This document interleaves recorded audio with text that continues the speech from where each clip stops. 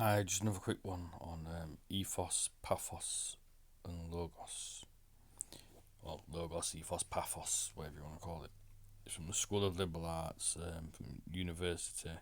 It's .edu, so it's an educational thing. This is fair use. Not only applies to the person. I'm not a person. I'm a man, but it's fair use anyway. It's for educational purposes. The rhetorical triangle: understanding and using logos, ethos, and pathos. Let me just zoom in a little bit so you can see it a bit better, because it's quite small. There we go. Right. Logos, ethos, and pathos are important components of all writing, or speeches even.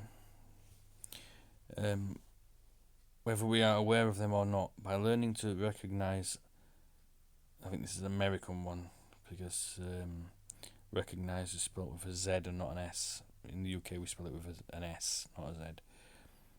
Logos, ethos, and pathos in the writing of others and in our own.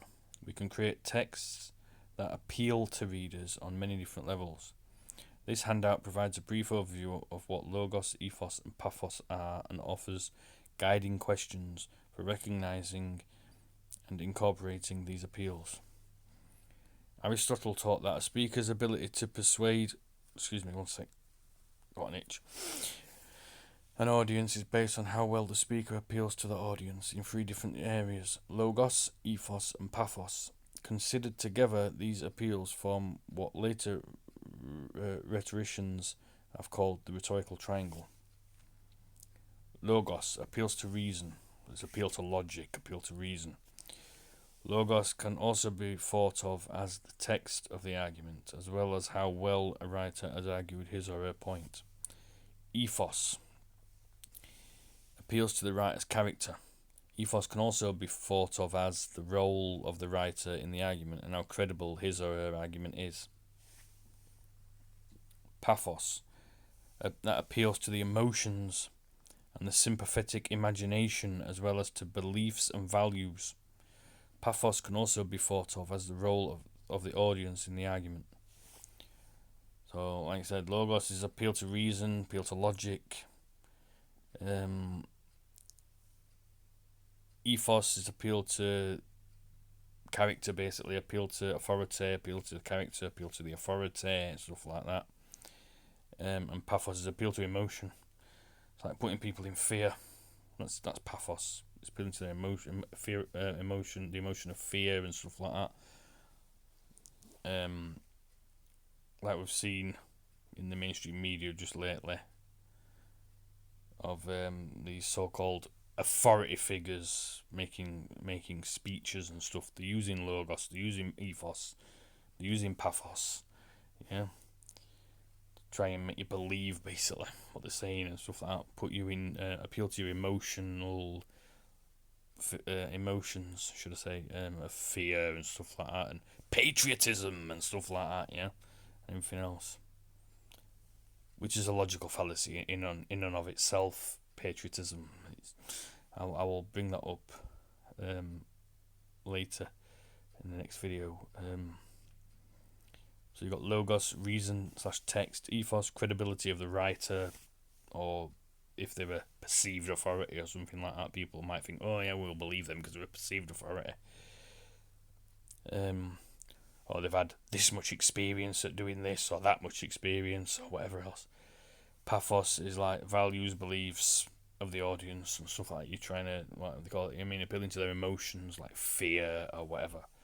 I think that saying, weren't they? The best way to control a population is to keep them in fear. Yeah. And that seems to be playing out now as we speak, all over the earth.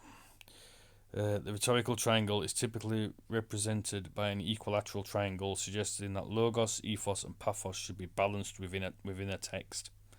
However, which aspect or aspects of the rhetorical triangle you favour in your writing depends on both the audience and the purpose of that writing. Yet, if you are in doubt, seek a balance among all three elements. That's if you're using it yourself, right? So that's what people do when they use this stuff.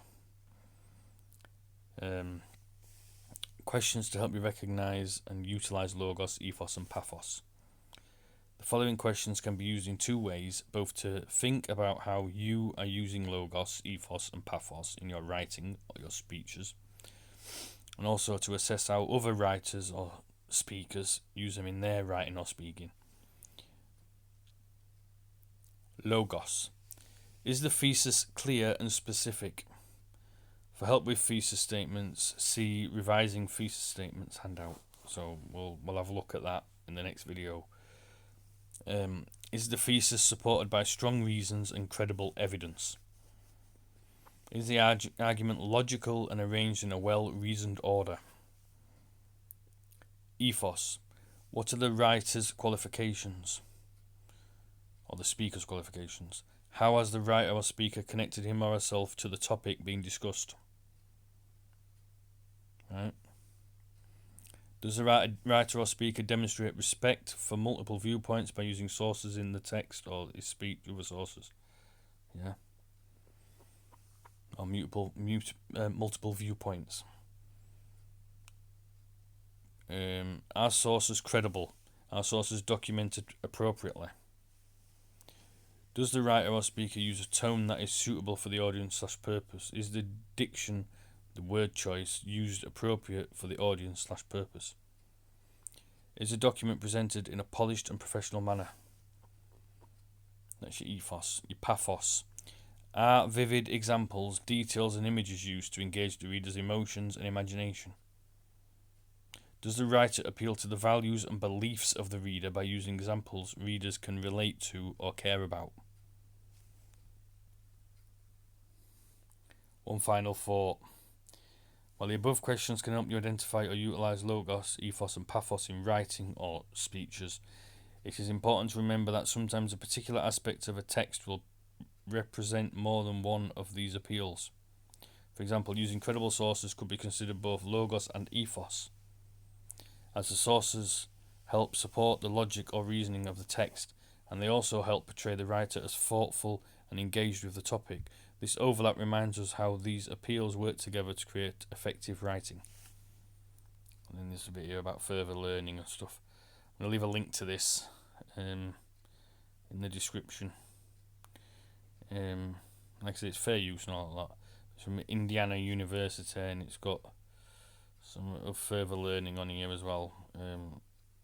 Some of the university stuff and that. And apparently the United States Naval Academy as well. University of Iowa, Rhetoric Department. Colorado State University, University of British Columbia, Iowa State University, University of Texas at Austin. So it's, what they call it, like I said, it was fair use anyway, so make of it what you will, just like, but I've seen this used a lot in these speeches just lately in the mainstream media by these perceived authority figures who think they've got authority over the people when they haven't. You're your own authority. I'm my own authority. I don't listen to any of these perceived authorities and that. You mean they've got no hold over me, the man. Yeah. Let me say, if you go and listen to these, like even your Boris Johnson, listen to his speeches, you'll see him using logos, ethos, pathos. You know what I mean, and all that. He's got, because he's reading a script. It's not him that's coming out with that shit. What he's saying and stuff in his TV broadcast lately. It'll be a script. They've got spin doctors and stuff like that. People that know about all this stuff, and then they just read that from a teleprompter or whatever. Yeah. They'll be using all this to persuade, to get people using pathos to appeal to people's emotions and to appeal to people's fear and other stuff. Like I said, patriotism and stuff like that and everything else. Yeah. And then ethos, because of who he is perceived to be and stuff like that, you know what I mean, and everything else. And then they use other sort of like third party things, which is like the third party propaganda technique, to like say, well look, well these here are saying this, these here are saying this, the WHO, and NHS, whoever else are saying this. You know what I mean? That's the third party propaganda technique, trying to show you what they're saying to give it a bit of credibility and stuff like that, ethos. Yeah. So, right. There's probably some logos in there somewhere as well, but I've not really looked into it that much. It's just a quick, like, from what I've seen, snippets of what's happening and stuff like that. I've not watched mainstream media. I don't watch it. I just see little snippets here and there, but I can get that from just seeing little snippets of it. So right, anyway, that's this one. That's the rhetorical triangle. Understand and using logos, ethos, and pathos. Thank you.